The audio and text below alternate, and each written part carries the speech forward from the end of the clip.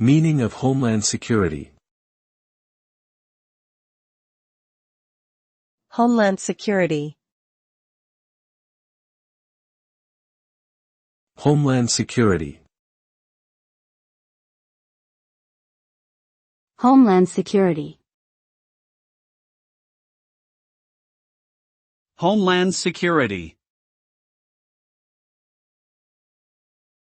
Homeland Security refers to the efforts made by a government to protect its citizens and critical infrastructure from threats, such as terrorism, natural disasters, and cyber attacks. This includes a range of activities such as intelligence gathering, border security, emergency response, law enforcement, and cybersecurity. The concept of Homeland Security became more prominent in the United States after the 9/11 attacks, which led to the establishment of the Department of Homeland Security. The primary goal of Homeland Security is to ensure the safety and security of the people and assets within a country's borders.